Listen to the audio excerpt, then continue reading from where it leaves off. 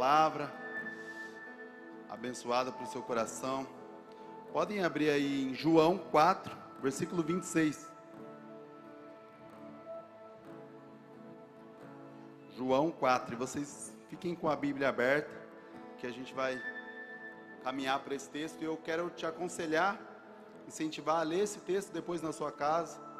Ele é rapidinho para que você pode ler, e eu creio que você vai entender muito mais de uma profundidade que esse texto tem. João 4, versículo 26. Todos acharam? Diz assim, ó: então Jesus declarou: eu sou o Messias, eu que estou falando com você. Feche seus olhos por um momento. Senhor Jesus, Pai, eis aqui a Tua palavra, Senhor. Senhor, em nome de Jesus, que nós podemos ser rasgados, Pai, como a Tua palavra diz, que a Tua palavra é como uma espada de dois gumes, rasgando nós por dentro, Pai. Senhor, em nome de Jesus, rasga nós, Pai. Rasga a nossa vida, que a Tua palavra venha entrar no nosso coração, Pai. Que nós podemos ser transformados por essa palavra, Pai. Em nome de Jesus, amém e amém. Olha que interessante. É a primeira declaração de Jesus, declarando que é o Messias. Imagina, nós vamos falar assim, cara, nós vamos declarar que Jesus é o Messias. Qual o tamanho que o evento que nós íamos preparar? Cara, vamos fechar todos os estágios, vamos preparar todos os canais de televisão, vamos fazer tudo para preparar. É a declaração do Messias, onde está todo mundo esperando. Ele vai se declarar, ele vai anunciar que ele é o Messias. Até então ele nunca tinha declarado que ele era o Messias. Só que, olha que engraçado, eu vou trazer todo o contexto desse texto. Olha como que ele declara que ele é o Messias. Um dia, Jesus, ele vai atravessar para o outro lado, mas ele passa por uma cidade chamada Samaria. Ele estava muito cansado da caminhada, então ele decidiu parar em um poço. E nesse poço, era por volta de meio-dia. Nesse poço, de repente, aparece uma mulher samaritana. Os judeus não falavam com os samaritanos. E essa mulher, pastor Gustavo, ela vai até o poço. E quando ela vai tirar água, e ela começa a tirar água, Jesus fala: você poderia me dar uma água? Mas eu quero que vocês conheçam essa mulher. Era um meio-dia. Meio-dia é o horário que você não quer sair da sua casa. É um meio-dia, o horário que você não quer sair para fazer uma caminhada. Provavelmente, se você for fazer uma caminhada, você sai 7, 8 horas no máximo. Ou no final da tarde, umas 5 horas. Era cultura, era padrão as pessoas buscarem água cedo. Por quê? Eles iam até lá buscar água, e eles iam lá, buscavam água e passavam o dia com a água. Essa função era a função das mulheres, então as mulheres iam cedo buscar a água. Mas essa mulher, ela foi meio-dia. Por quê? Porque essa mulher, ela não queria ter contato. Ela era marginalizada. Gente, se hoje eu falar para você, ó, alguém tem uma mulher ali que ela vai casar aqui pela 5ª vez, é o 5º marido dela. Hoje, provavelmente vocês vão falar: caraca, 5º marido? Vocês vão estranhar, não vão? 5? Mas essa mulher, ela tinha 5 maridos em uma outra época, na época de Jesus, onde não era comum divórcio, não era tão comum tantas pessoas divorciando, era raro ter divórcio, as pessoas viviam para a vida toda. Se você perguntar para os seus avós provavelmente casaram 50, 60 anos, naquela época era quase impossível ter divórcio, mas essa mulher, ela tinha já 4 divórcios na conta.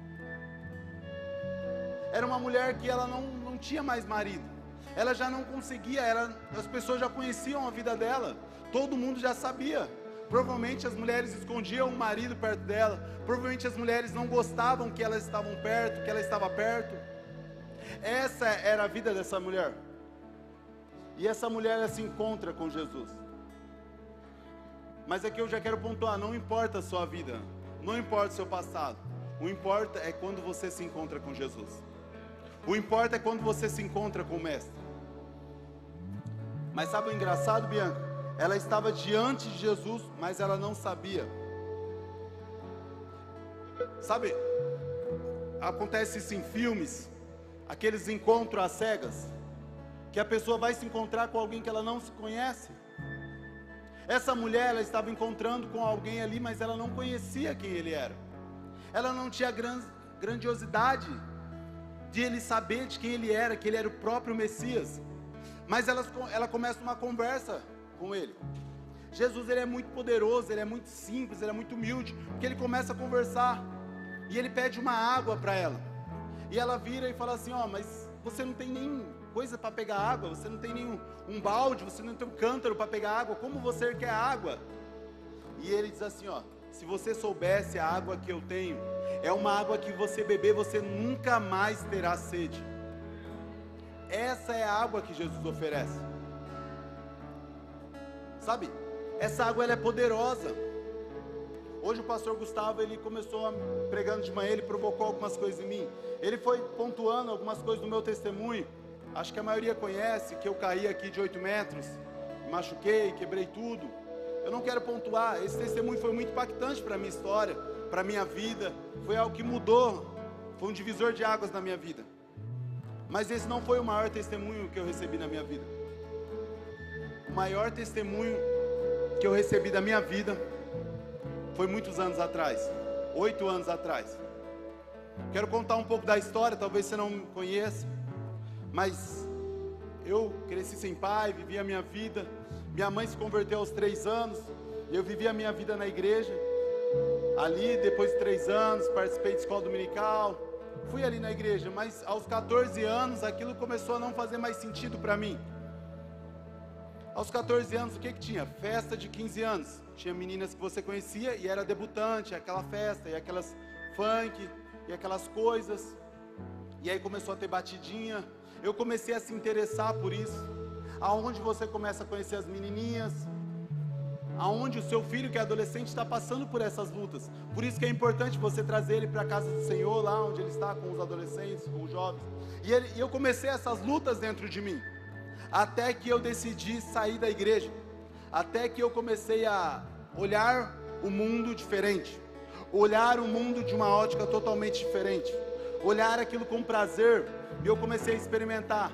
Aos meus 14 anos eu decidi, eu vou sair da igreja, parei de ir para a igreja, e comecei a viver o mundo. Comecei com uma batidinha, comecei com uma brincadeira, comecei a ficar com uma menininha ali. Só que o pecado, a Bíblia vai dizer que um abismo leva a outro abismo.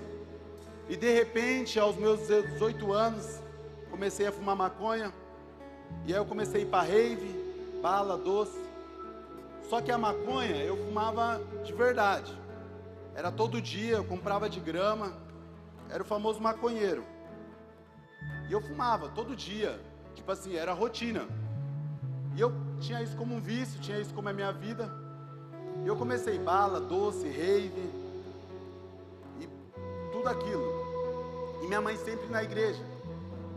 Só que aí, eu estava no 2º ano do ensino médio. E eu tinha uma prima, e eu caí de estudar com ela ali, ela era um ano mais nova. Só que ela era da igreja, e ela sempre falava, não, vamos lá na igreja comigo. Vamos lá na igreja. Eu falava, não, que igreja? Não, se pá eu vou, um dia eu vou. E eu sempre comecei a falar assim, talvez eu vou, se pá eu vou. Não, você vai? Não, me espera lá que talvez eu vou. Só que eu nunca ia. Era balada, final de semana era rave, ela me chamava para o culto de jovens. Mas até que um dia, eu tava com os moleques assim, tudo lá, só maconheiro na banca. E aí ela chegou e tirou eu, mano. Não, gente, ela chegou e falou assim, aí você não é homem de palavra não. E pá, você falou que ia na igreja e não foi. Gente, os caras só... Sabe essa risada? Que você ouve e você fala, cara... E todo mundo começou a rir, zombar de mim. E aquilo... Cara, eu falei, não, então demorou então. Você vai ver, pode colocar sabadão que eu vou estar lá.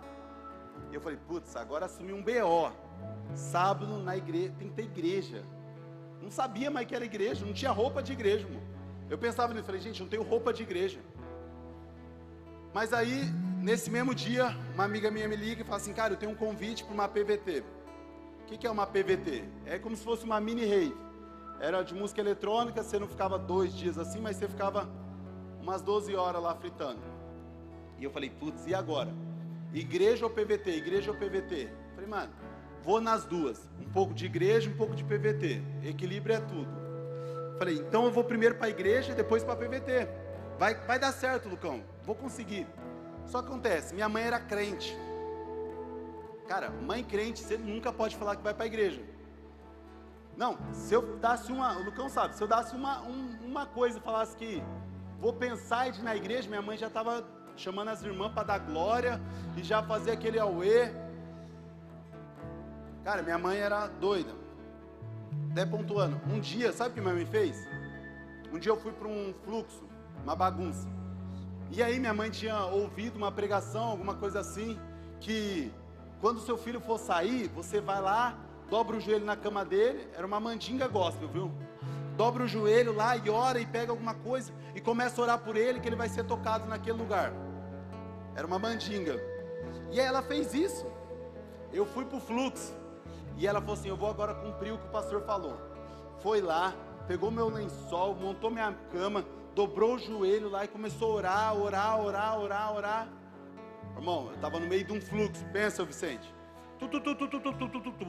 Aquele fluxo, eu não me desmaio do meio do fluxo. No meio, caí, eu não lembro o que aconteceu. De repente eu só acordei e falei assim, eu quero minha mãe. Ó, se você tiver mãe crente, irmão, se prepara, você que é jovem, viu? Tem umas mandingas que pega. E aí eu voltei para casa, então minha mãe, eu não podia falar que eu ia para a igreja. E aí o que aconteceu? Eu falei, cara, eu não posso falar para minha mãe que eu tenho que ir lá, voltar para casa, depois ir para o fluxo. Eu já vou sair de uma vez só, da igreja eu já ligo, já pego ali, o pessoal já fala para me buscar. Só que aí, eu ia levar as drogas para a igreja. Então eu peguei um ziplock, não sei se vocês vão saber o que é isso, mas era como se fosse um saquinho cheio de maconha. E eu chavei tudo aquilo, tô falando coisa assim, acho que... Mas vai comigo, vem comigo, vocês estão comigo? E eu chavei, fiz tudo aquele preparo, coloquei no bolso e fui cultuar o Senhor. E eu deparei na igreja, e a porta é como se fosse, entrava ali e o culto era até aqui. Na hora que eu cheguei, a mulher tinha avisado a mulher da recepção que ia chegar um cara que era alto e que era o primo dela e que era para levar lá na frente. Bom, na hora que eu pisei, a mulher começou a correr e falou assim, ei, você é primo da Rebeca? Sou. Ah, então vem aqui. Cara, eu queria sentar no último banco, prestar um relatório e ir embora. Mas ela me colocou no segundo banco. Cara, eu não sei se você já chegou num culto que a oração para as crianças fala com você. O culto era inteiro para mim. Eu decorei essa mensagem. Ele estava pregando sobre Adão e Eva. E olha que doido, Rogerão. Uma das mensagens dele era que Adão estava se escondendo. E ele falou assim, e Adão estava se escondendo atrás da erva. Eu olhava para o lado, irmão, não tinha ninguém que deveria ter maconha no bolso. Eu falei, cara, é para mim, mano. É para mim aquilo. E aquilo eu falo, cara, é para mim. Eu acho que Deus está falando comigo. E aí foi a hora do apelo. Penso que teve aqui, começou a acontecer lá. Só que naquele momento parou. Parece que tudo parou. E começou Deus a falar comigo. E ele só falava assim, entrega a maconha. Irmão, foi uma luta. Eu comecei a falar, não, isso aqui era do verde. Comecei a brigar com Deus. Falei, não, isso aqui é da boa, cara. É tudo que eu tenho. E eu gostava de fumar na pastelzinho da União. E eu falava isso com Deus. Porque eu acho que isso que é gostoso, a sua sinceridade com o Senhor. Acho que Deus responde, homens e mulheres sejam sinceros, sejam verdadeiros. E eu comecei a falar, eu falei, Deus, eu não quero te entregar, cara. Eu não quero entregar, é tudo que eu tenho. Se eu entregar, o que será da minha vida amanhã? O que será da festa que eu vou daqui a pouco? Mas eu tomei uma decisão. Aquilo começou a queimar. Eu não sei, eu falei, cara, eu acho que está queimando a minha perna. Eu começava a sentir o negócio queimar de verdade. Na minha cabeça, eu pensava, cara, isso aqui vai botar fogo na minha calça. De tão quente que estava queimando. Mas eu tomei uma decisão e eu entreguei aquilo. Imagina, minha prima chegou e teve, jogou um tablete de maconha na mão dela. Só que de repente ali eu caí no chão. E naquele que eu caí no chão, eu comecei a chorar. E eu comecei a chorar e se derramar no Senhor. E eu até brinco. Gente, sabe aquelas lágrimas com catarro? Aquela que limpa mesmo, Rogerinho. Sabe quando você chora, soluça, sai tudo dentro de você? E de repente eu comecei a chorar. E de repente ali eu fui liberto, eu fui encontrado, eu fui achado pelo Senhor. A minha vida foi mudada, a minha vida foi transformada. A partir dali, o que aconteceu? Eu experimentei de uma água. E eu preciso que vocês entendam que existe um acesso a uma água. Sabe? E todos os dias eu experimento dessa água. Existe uma água que o Senhor quer oferecer para você. E é uma água que te cura. É uma água que te liberta. Eu não sei o que você está passando, mas eu sei que existe um Deus com um poço te dando água aqui nessa noite. Existe um Deus que me encontrou há 8 anos atrás. É o mesmo Deus de hoje. É o mesmo Deus que me curou. Ele não mudou. É o mesmo Deus só falando: você quer água para beber? Ei filho, ei filha, você quer água para beber? Eu tenho uma água viva. Isso é diferente de qualquer droga que você já experimentou. Eu bebia água e eu tinha sede novamente. Eu fumava maconha e eu sentia triste novamente.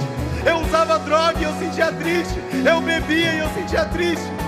Tudo, nada supria. Mas de repente eu experimentei uma água. E essa água, ela muda tudo. Essa água cura você. É a água que o Senhor está aqui derramando para você nessa noite. Existe uma água viva para você. Existe uma água que vai te curar. Sabe, essa água é poderosa. Esse é o maior testemunho da minha vida. Porque Deus foi achar um maconheiro, um cara que não merecia a graça de Deus, e Ele de repente me coloca neste altar. Quem sou eu, igreja? Eu só sou aquele que falou: eu quero essa água. Eu não tenho qualidades nenhuma. Tudo que eu tenho de bom, se você é abençoado pela minha vida, por um devocional, por um livro, por uma pregação, tudo isso é Deus. Tudo que vem de bom de mim é Deus.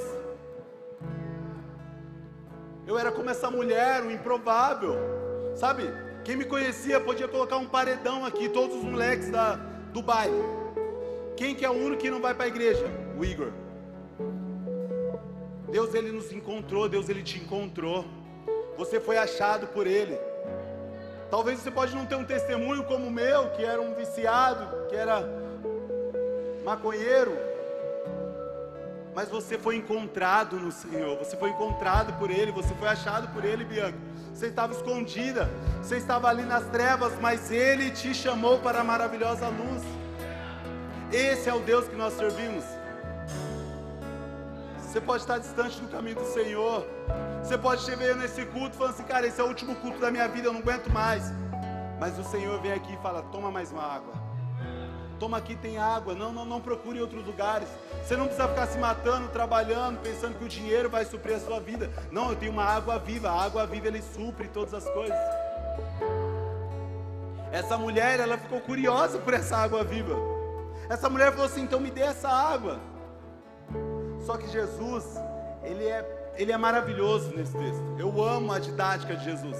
Ele diz assim: ó, traga o seu marido. E ela diz assim: eu não tenho marido. Ele disse: muito bem, você já teve 5 e o que você está agora não é o seu marido. E aí olha o que ela diz. É um texto breve, mas é algo poderoso. 4:19. Disse a mulher: Senhor, vejo que é profeta. Essa mulher, ela teve a primeira expectativa. Sabe, o que eu penso, Lawane, é como se ela tivesse com um encontro às cegas. E de repente Ele mostra uma faceta dele. Ele mostra um pedaço dele. E ela fala: nossa, esse cara é profeta. Sabe qual que é o problema? Eu vejo que nós vivemos em um mundo politeísta. O que é um politeísta? Politeísta é onde você tem vários deuses. Vai dizer que o Egito era o tempo mais de politeísta, porque existia um Deus do Sol, Deus da Lua. Mas eu creio que hoje nós vemos em um mundo mais politeísta. Por quê? Porque nós estamos criando os deuses. Sabe, você começa a criar Deus na sua cabeça. Você começa a não entender os atributos de Deus. Você não pesquisa para saber quem é Deus. Você simplesmente tem uma expectativa de Deus. O que essa mulher tinha? Ela foi para o encontro com uma expectativa, é um profeta. Sabe o que acontece? Muita briga no Instagram, muitas coisas com igreja. Porque um olha a faceta de Deus e acha que Deus não é a outra coisa. Vivemos em um tempo, se você for estudar um pouco da história da igreja, vivemos em um tempo de muita religiosidade, uns anos atrás. Vivemos em um tempo onde as pessoas eram muito religiosas, elas viam Deus com justiça, mas elas só viam Deus com justiça. Exemplo, se você teve de uma época mais antiga, ou teve uma mãe, um parente, você ouvia muito essa expressão: a mão de Deus vai pesar. Quem já ouviu essa expressão? Minha mãe falava: cuidado, a mão de Deus vai pesar sobre você. E eu não queria um Deus que parece que se eu errasse, eu tomava um tapa. Viemos em uma nova geração, onde existe uma graça, nós acessamos, mas vivemos uma graça banalizada, aonde diz uma graça barata, uma graça que ela te perdoa, mas não te transforma, aonde você vem todo culto e pede perdão ao Senhor, recebe a graça de Deus, mas não se arrependa. Você precisa entender que Deus, ele é um Deus completo. O problema da nossa geração é que nós colocamos Deus em um quadrado. Nós pegamos uma faceta, por isso que tem igreja hoje que é homossexualismo. Ah não, é normal, é amor. Deus não é amor, igreja? Responde eu, Deus não é amor? Mas Deus é só amor? Não. Deus não é justiça? Cada um tem atributos, Deus tem atributos. O problema é que você cria a sua expectativa de Deus. Você cria a maneira dele falar com você. Você quer algo, então você ora e você acha que aquilo é a resposta de Deus para você. Pastor, como que nós combatemos isso? Uma palavra: Bíblia. Palavra de Deus. Sabe por que vivemos em um povo assim? Sabe por que você vê um TikTok, vê um Reels, você acha que aquilo é o teológico, aquilo é verdade? Porque você não tem baseamento bíblico. Porque vivemos em um povo que não lê a Bíblia. Eu fico doido.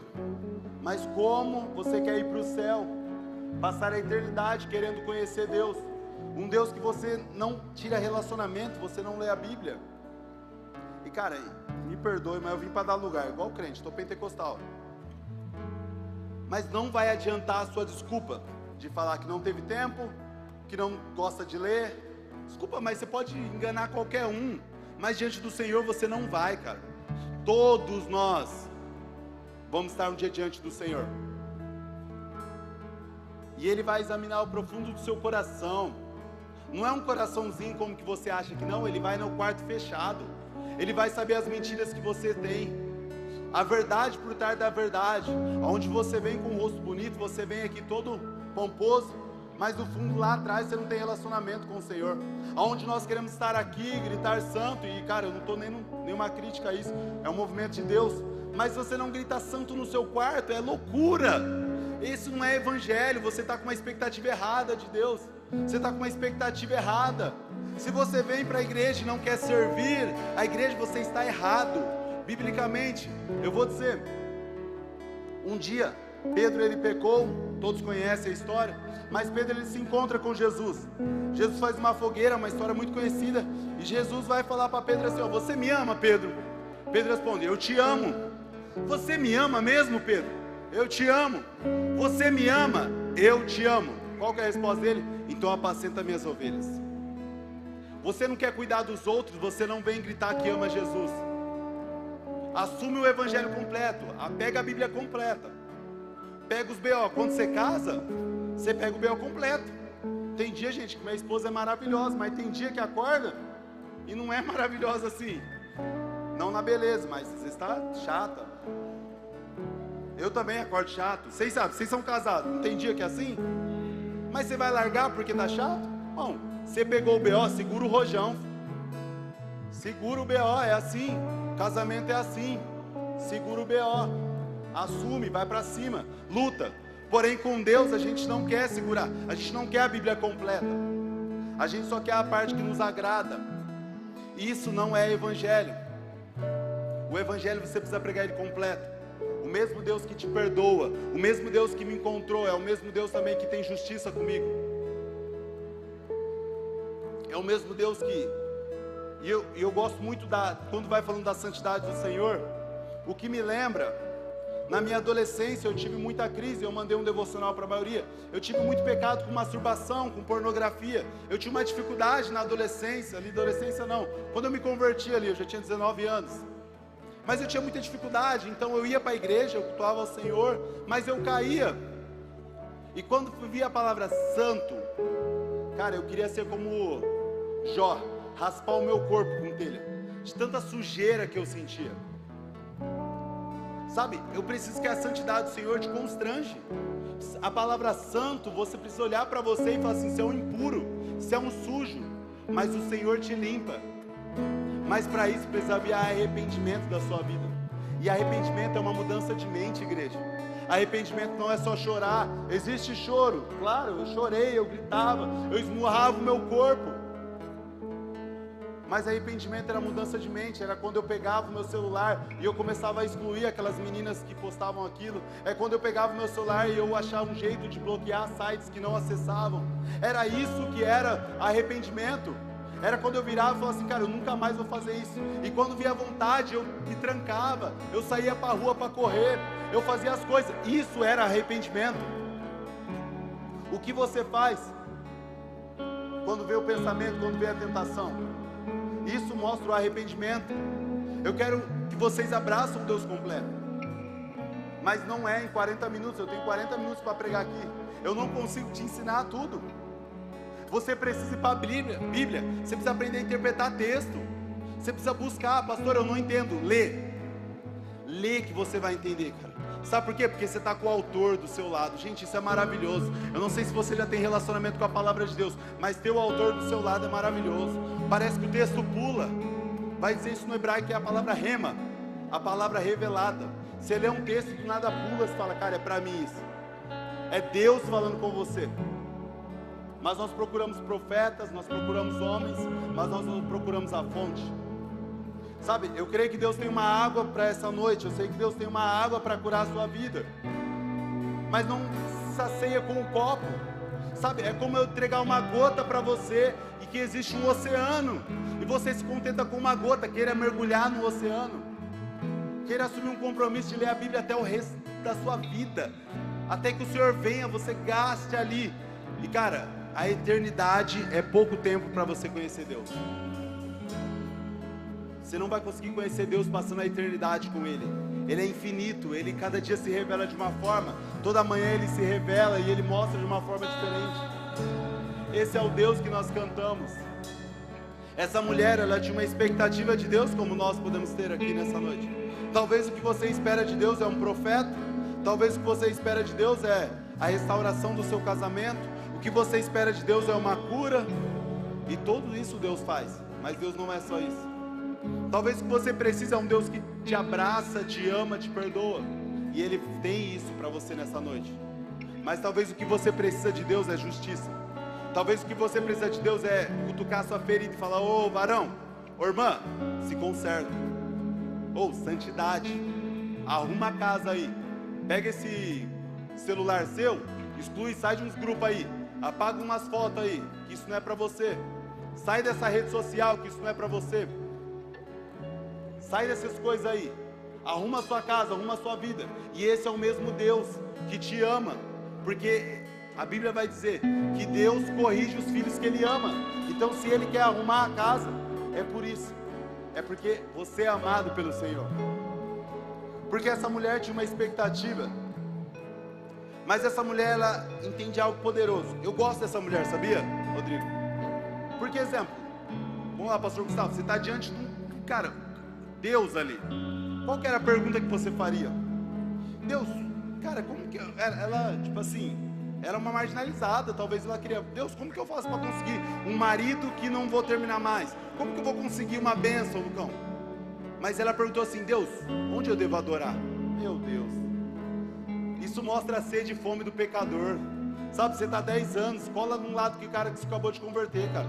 O cara não está perguntando como que eu faço para ganhar um carro, como que eu faço nada. Ele só encontrou, ele só bebeu de uma água, ele diz assim, ei, como que eu faço para adorar o Senhor? Como que eu faço para se encontrar com Ele? É aonde? É no monte? É no templo? É aonde que eu me encontro com Ele? É isso que tem que sair do seu coração. Onde eu bebo dessa água? Ei, é aqui no altar? Eu vou para o altar. Aonde eu vou me encontrar com Ele? O desejo do seu coração é esse. Rasga o seu coração, diz Deus, onde eu te encontro? Deus, é onde eu quero te encontrar, aonde eu devo entregar minha vida, aonde eu vou gastar a minha vida, é onde eu vou gastar, aonde eu vou entregar meu casamento, aonde eu vou entregar meus filhos. Deus, aonde eu te encontro? Deus, onde você está?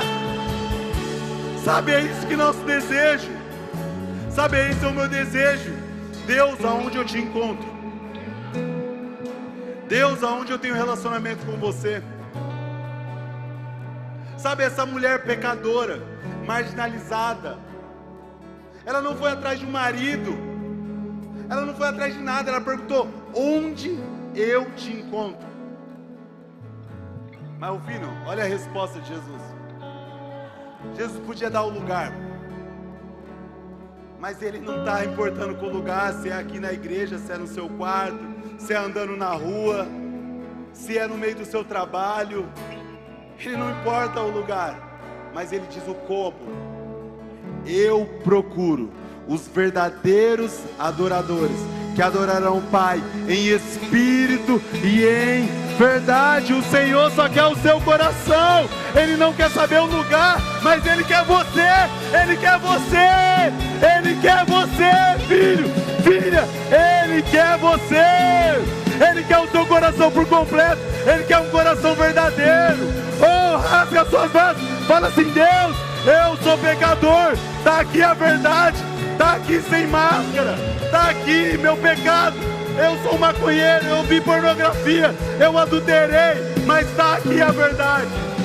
Ei, essa mulher gritou, eu tenho 5 maridos, eu sou considerado uma prostituta neste lugar, mas eis-me aqui, eu quero dessa água, eu quero beber disso, eu quero o Senhor.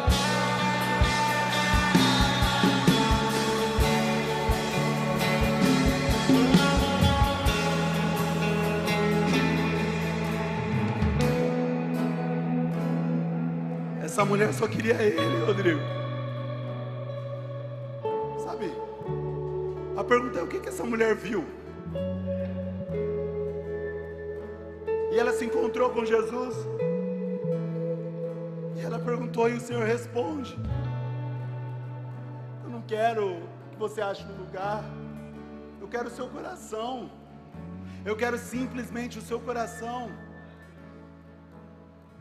Sabe, chega de querer fazer uma adoração bonita, seja uma adoração sincera,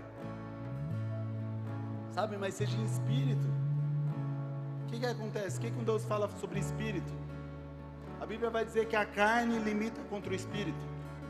Espírito, eu não estou falando de você em falar em línguas, mas é você abrir mão da sua carne. Você precisa abrir mão da sua carne.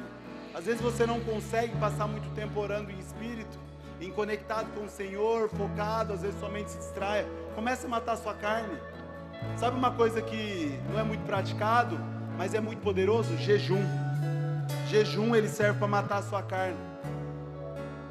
Começa a jejuar, faz um voto, sai daqui e fala assim, cara, eu vou jejuar essa semana. Tira o café da manhã, que seja, tira o almoço, tira a janta, mas começa a falar assim, Senhor, eu quero encontrar.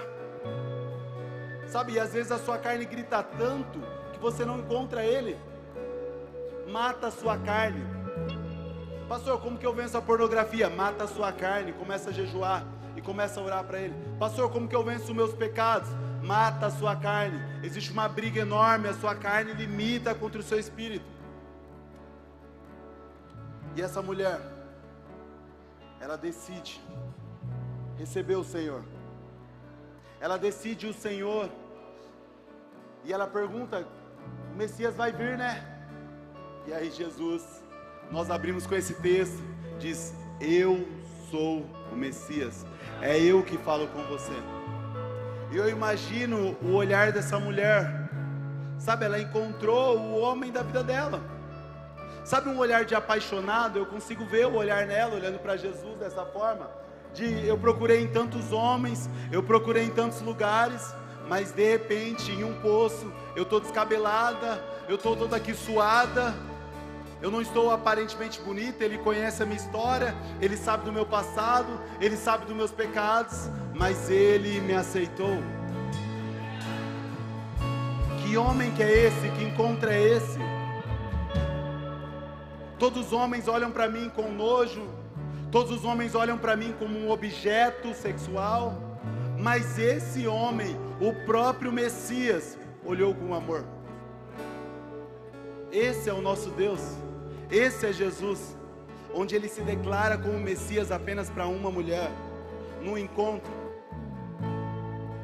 Sabe o que é poderoso? E que é o meu desejo, e eu montando essa mensagem ali no meu quarto, eu comecei a orar, e eu quero que vocês entendam isso. Essa mulher, ela se encontrou com o Senhor, mas a minha reação na sua segunda-feira, na sua terça, é ter a mesma reação dessa mulher. A Bíblia vai dizer uma parábola que diz assim, ó: aquele que encontra um tesouro, ele pega e enterra num terreno, e ele vende tudo que ele tem, todas as riquezas, tudo, para comprar esse terreno, porque ele encontrou um tesouro. Essa parábola, Jesus está dizendo assim, ó: quando você me encontrar, quando você encontrar o Jesus, nada daquilo mais vai ter importância. Pastor, eu tenho vontade de namorar e tal, não estou falando para você não namorar, mas isso não vai ter mais importância. Pastor, eu preciso casar, isso não vai ter mais importância. Pastor, eu preciso ter o meu carro do ano, porque eu vou conseguir mostrar para o meu pai que eu venci na vida, isso não tem mais importância. Pastor, eu sinto algo no meu coração, eu preciso provar, eu preciso de um pai, eu preciso de uma mãe. Carnal, isso não tem mais importância. Eu vendo tudo que eu tenho, porque eu encontrei Jesus. E sabe o que é interessante, Gustavo? Que ele vende tudo e ele compra. Quer dizer o quê? Aquilo não foi de graça para ele. Aquilo custou para ele. Custou abrir mão das coisas, ele vendeu tudo. Talvez ele tinha um carro que era o sonho da vida dele, ele vendeu. E essa mulher, ela encontrou isso. Ela encontrou Jesus. E ela volta para a cidade dela. E eu quero ler com vocês. Abre aí agora em João 4:39.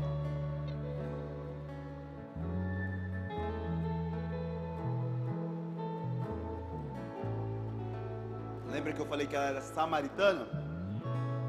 E ela encontrou com Jesus e voltou para a casa dela. Muitos samaritanos daquela cidade creram nela por causa do seguinte testemunho dado pela mulher: ele me disse tudo o que eu tenho feito. Essa mulher voltou para casa e de repente, olha que poderoso, os samaritanos, aquela briga, gente, a mulher resolveu uma briga.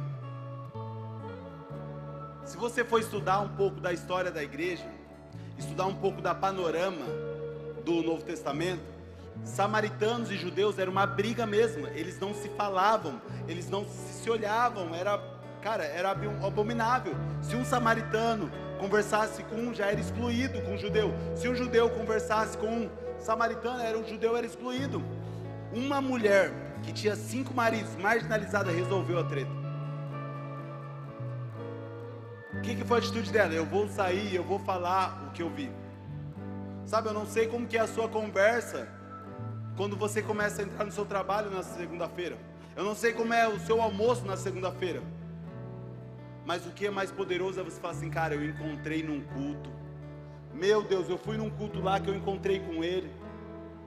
E tudo a minha vida mudou. E eu te garanto que se você fazer isso, 2, 3 cultos, ela vai estar aqui, a pessoa vai estar aqui. Não importa o tempo, porque um dia eles procuram algo. Eles estão ali, mas aquela água não sacia.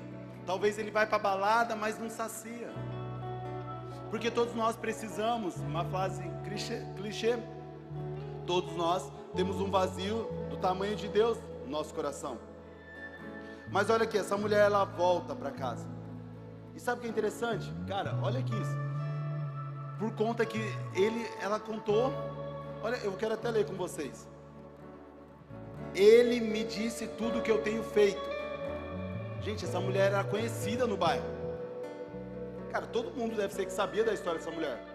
Bom, as vizinhas, imagina, sem internet, colocava aquelas cadeiras na rua e ficava lá, papiando, conhecia a história, todo mundo se conhecia, provavelmente era uma cidade pequena, todo mundo ali se conhecia, todo mundo...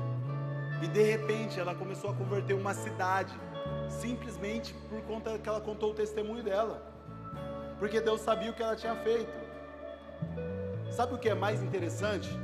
Porque talvez você fale assim, pastor, eu preciso saber teologicamente para mim sair para pregar, para mim ganhar eu preciso estudar muito a Bíblia. Sabe o que precisa fazer? É você falar o que Deus tem feito na sua vida. Mas é quando você encontra com Ele. Isso se chama unção. Isso se chama azeite. A lamparina, para ela se manter acesa, ela precisa de azeite. Jesus vai falar um pouco ali na parábola da viúva. A candeia, para manter acesa, ela precisa de azeite. Azeite vem quando você encontra com Ele. A unção vem quando você tem relacionamento com Ele. Isso que vai manter você. Isso que vai que as suas palavras, você pode não ter estudo bíblico, você pode não ter uma teologia, você não pode, mas quando você fala, vem azeite, vem um aroma fresco sobre as suas palavras. É nítido quando você encontra alguém que se encontra com Ele. Você começa a ser você começa a ser parecido com Ele. E as pessoas do seu lado, em volta do seu trabalho, na sua vizinhança, na sua casa, as coisas começam a ver Jesus. Sabe, o meu desejo é uma missão para vocês. Vão ganhar o povo. Pode sair dessas 4 paredes. Vocês são livres, vocês são abençoados. Vão, pregue o Evangelho. Começa a fazer discípulo. Começa a ir atrás de pessoas. Sabe, foi o que essa mulher foi. Aquele que não prega o Evangelho, ele simplesmente não se encontrou com o Senhor. Cara, quando eu me encontrei com o Senhor, minha vida mudou. Eu não conseguia não falar de outra coisa. Eu não conseguia não ler a Bíblia e eu falava um versículo que eu aprendi. E eu falava assim, nossa, você sabe daquele negócio? Cara, é isso. Quando você encontra com Ele, muda. Cara, o Rodrigo está aqui. O Vince também, a gente sempre... Cara, todas as nossas rodas, eles até brincavam. Vamos falar de Bíblia? Cara, a gente gostava, porque a gente se encontrava com Ele. E a gente falava de Jesus, e a gente compartilhava Jesus.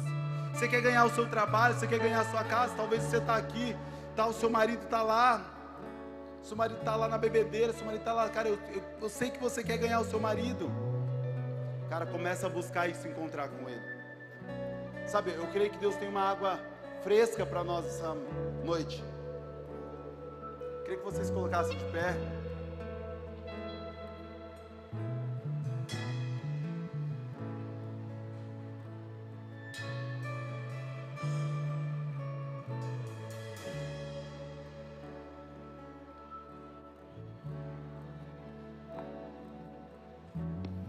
Eu guardei um último versículo, eu queria falar com ele no final.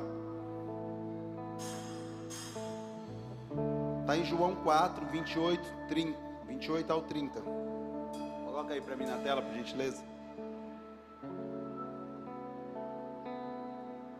Então, a mulher, olha o que ela fez. Deixando o seu cântaro, a mulher voltou à cidade e disse ao povo: venha ver um homem que me disse tudo que eu tenho feito. Será que ele não é o Cristo?